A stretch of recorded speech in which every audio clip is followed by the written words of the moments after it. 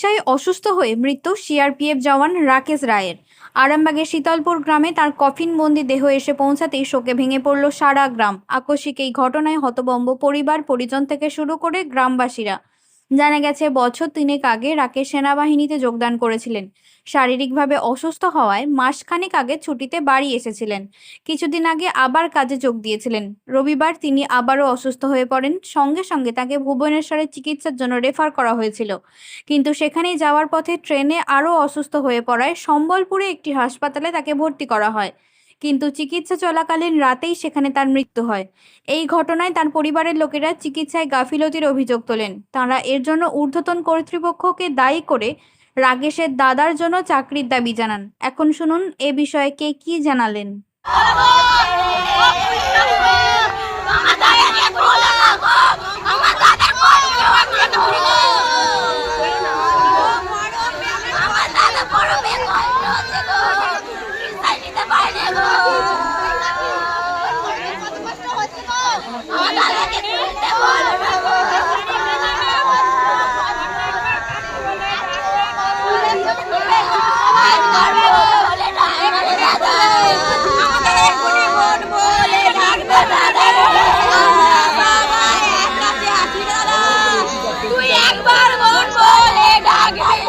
ঘটনা sir actually ঘটনার কারণ যদি দেখা যায় তো ইমিডিয়েট যখন দাদা হসপিটালের জন্য ভর্তি করে হেডকোয়ার্টার থেকে ওকে ট্রান্সফার করছিল ভুবনেশ্বরে, কিন্তু সেটা অ্যাম্বুলেন্স ছিল না, ট্রেনের সাহায্যে ওনার সাথে 4 জনকে পাঠিয়েছিল।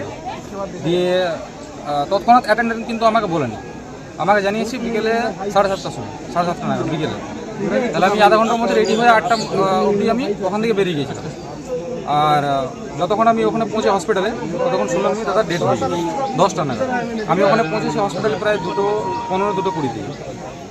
আর যদি আগে থাকতাম তাহলে হয়তো দাদার ব্যাপারে কিছু বুঝতে পারতাম কীভাবে মারা গেছে বা কীভাবে হয়েছে। এবারে জানার ওনার সাথে ছিলেন, তাহলে হয়তো কী সমস্যা, তো আপনি তো দীর্ঘদিন ছিলেন। হ্যাঁ, আমার সাথে ছিল। যখন ছুটি কাটিয়ে যখন ওখানে গেছে, ওর খাবার খেলে মাঝে মধ্যে বমি হতো। সকালে হয়তো নাস্তা করলো, 1 ঘন্টা পরে আমাকে জানালো যে ভাই এরকম ব্যাপার, আমি বমি করলো। দিয়ে ওই তখন থেকে আমার সময় ছাড়েনি। আর খালি পেটে থাকার কারণে মাঝে মধ্যে মাথা ঘুরে, খাবার অনেক অল্প করে থাকে। হ্যাঁ, আর এই ট্রান্সফার করলো তার 2 দিন আগের থেকে খাবার কিছু খেয়েছিল না, মানে খালি পেটে ছিল। চিকিৎসায় গাফলতির অভিযোগ তুলছে পরিবারের লোকেরা। চিকিৎসা কি ব্যবস্থা ওখানে ঠিকঠাক আছে কি? হ্যাঁ, চিকিৎসা এবারে আমরা দাদা ক্যাম্পটা থেকে ওখান থেকে কিছু বুঝতে পারিনি যে ওর দাদার সাথে কী হচ্ছে, কোন হসপিটালে নিয়ে যাচ্ছে, সেটা পর্যন্ত জানতে পারিনি। আমি যখন বার হই রাত 10টা নাগাদ আমি জানতে পারি যে ওই হসপিটালে আছে, আমাকে ওখানে পৌঁছে দেবো। ততক্ষণ দাদা ডেট হয়ে গেছে। কিসে করে গিয়েছিল ওই হসপিটালে? ট্রেনে করে গিয়েছিল, ওটা জানি। হ্যাঁ, আমাদের ওখান থেকে গাড়িতে করে ট্রেন স্টেশনে ছেড়ে দিল। রেলওয়ে স্টেশন থেকে সম্বলপুর পর্যন্ত ট্রেনে গেছে। যখন দাদার শরীর অনেক খুব খারাপ, তখন ওই সম্বলপুর থেকে দাদাকে গাড়িতে করে ওই হসপিটালে নিয়ে যাওয়া। আপনি কোন পোস্টে আছেন? আমি দাদা কনস্টেবল জিডি। ওখানে একই জায়গাতেই পোস্টিং? হ্যাঁ, একই জায়গাতে পোস্টিং। যখন কোম্পানিতে গাড়ি ছিল না, সেগুলো কিন্তু ট্রেনিং থেকে আমার বডি একটা স্কোয়াডে ট্রেনিংও ছিলাম, আর একটা ব্যাটালিয়ন পোস্টিং পেয়েছি। দাদা আমার অনেক কত তারিখ আর কত তারিখে ভর্তি করতে রেফার করেছে সেটা একটু জিজ্ঞাসা করুন। কত তারিখে ভর্তি করেছিল? ভর্তি করেছিল না, শরীর খারাপ কবে হয়েছিল সেই তারিখটা? না, শরীর খারাপ অ্যাকচুয়ালি কোনো ডেট নাই, মানে আমি কি বলবো, ছুটি কাটাতে আছে। যখন যেদিনকে বমি হচ্ছিল, ছুটি কাটাবার পর যখন গেছে, তখন দিনে হয়তো 1বার কিংবা 2বার বমি করছে। রিসেন্ট যখন ওকে রেফার করেছে ভুবনেশ্বর যাওয়ার জন্য, তার 2 দিন আগে থেকে যখনই খাচ্ছে তখনই বমি করছে ইমিডিয়েট। হয়তো এমন দেখা গেছে দিনে 4 থেকে 5বার বমি করেছে, সেটা আমার সামনে, আমি ওর সাথেই ছিলাম। হ্যাঁ, খাবার কিচ্ছু খায়নি, জল খাচ্ছে, সেই জলটাও 3বার 4বার ওই শুধু জলে বেরোচ্ছে। আপনার কোথায় বাড়ি? আমার সাথে পুরুলিয়াতে বাড়ি। রাকেশের আপনি বন্ধু অ্যাকচুয়ালি? অনেক পুরো।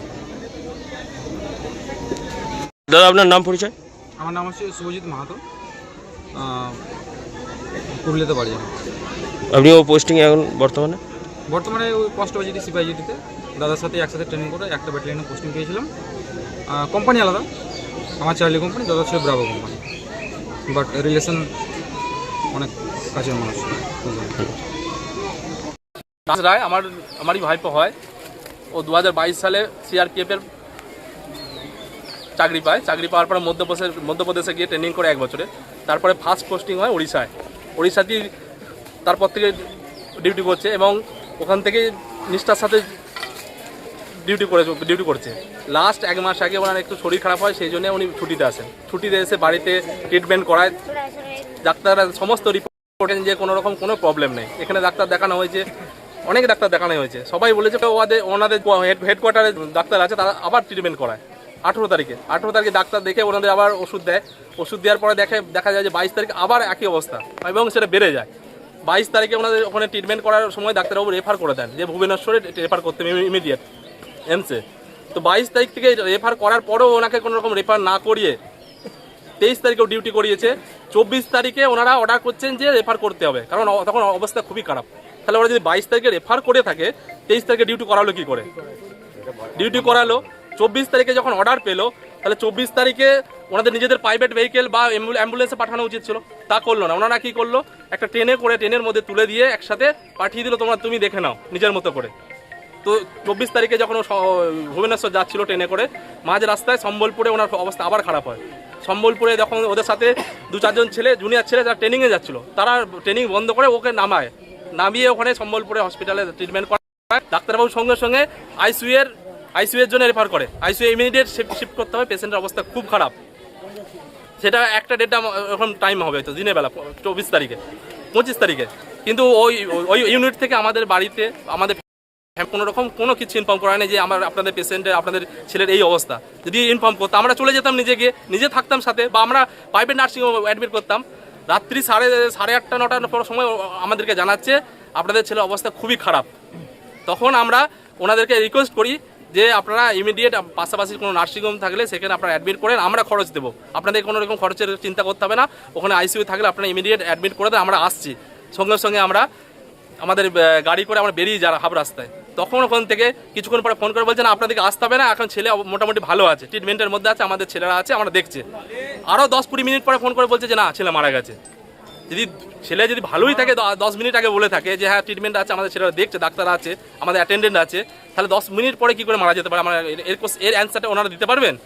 আর যদি যদি খারাপ অবস্থা কন্ডিশন হয় শরীরে, কেন বাড়িতে জানালো না আমাদেরকে?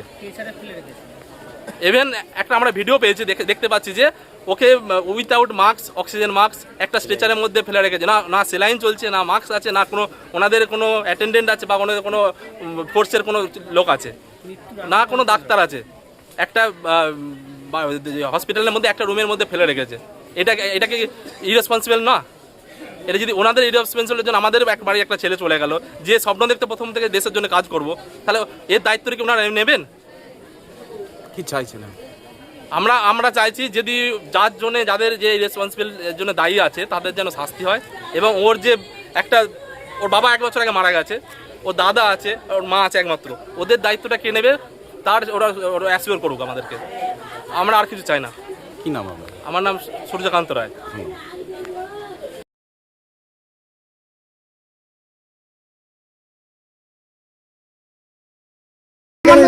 অক্সিজেন যে স্যালাইনটা দেবে সেটা পর্যন্ত নেই সেখানে, এমন জায়গায় লাভিয়ে দিয়েছে, তার কাছে কেউ থাকেনি একজন। মানে অসুস্থ অবস্থায় ট্রেনে তুলে দিয়েছে, তা আবার ট্রেনে করে আস্তে আস্তে মাঝ রাস্তায় এসে নামিয়ে দিয়েছে। কিছুদিন আগে একটা লোকাল হসপিটালে, যেখানে কোনো পরিষেবা নেই, তার সাথে যে একজন জোয়ান আসবে সেও কেউ আসেনি।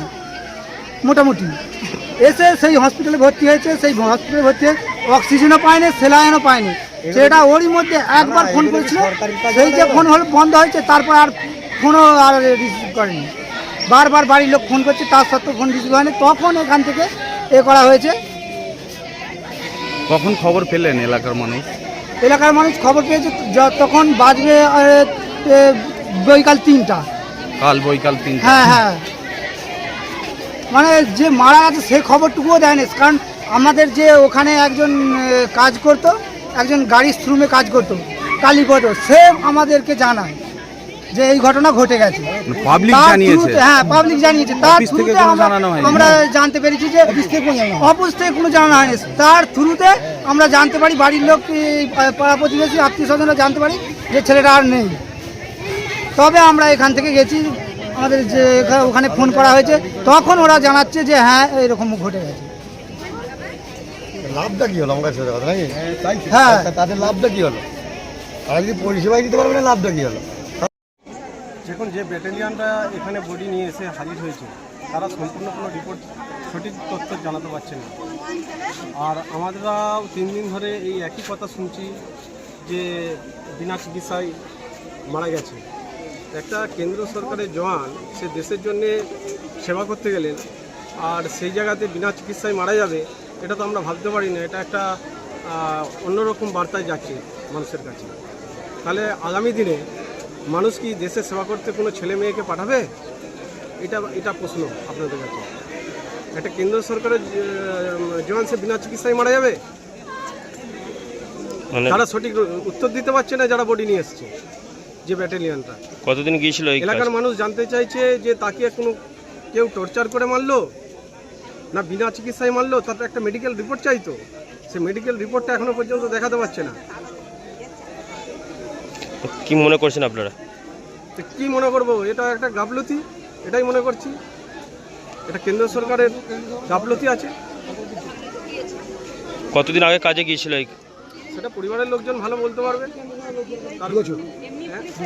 না না 23 সালে গিয়েছি বলছে। আমরা এলাকার মানুষ যেটা বলছে বা তার পরিবারের লোকজন যেটা বলছে সেই সূত্র মারফত আমরা জানতে পারছি সে বিনা চিকিৎসায় মারা গেছে। এবং এলাকার মানুষ জানতে চাইছে সে বিনা চিকিৎসায় মারা গেল কি তাকে টর্চার করে মারলো। আমরাও জানতে চাইছি কতদিন আগে গিয়েছিল? 10 দিন হবে গেছে, 15 দিন হবে গেছে। মূলত কোন জায়গাতে ডিউটি করছিল? ওটা উড়িষ্যায় করছিল ডিউটি। আপনার পরিচয়? আমার নাম মিরাজুল ইসলাম। স্থানীয় বাসিন্দা? আমি এলাকার বাসিন্দা এবং একজন জনপ্রতিনিধি কংগ্রেসের। ধন্যবাদ। অত্যাধুনিক সুসজ্জিত লজ সানা লজ আরামবাগের চন্দ্রবান হাই স্কুল ও পুরসুরার দিগুড়িঘাটের মধ্যবর্তী লঘু চকের মনোরম প্রাকৃতিক পরিবেশে গড়ে উঠেছে এই অনন্য ঠিকানা। বিবাহ, অন্নপ্রাশন, এনগেজমেন্ট বা যে কোনো সামাজিক অনুষ্ঠানের জন্য সর্বাধুনিক ব্যবস্থায় প্রস্তুত সানা লজ। রয়েছে পর্যাপ্ত গাড়ি পার্কিং সহ আধুনিক সব পরিষেবা। সবই আপনার সাধ্যের মধ্যে। আজই বুকিং করুন আপনার স্বপ্নের অনুষ্ঠানের জন্য আপনারই পছন্দের ঠিকানায়। সানা লজ, দিগুড়িঘাট ও চন্দ্রবান হাই স্কুলের সন্নিকটে লঘু চকে। যোগাযোগ শাহনওয়াজ মোল্লা। Mobile number 9734754516, 9641092406।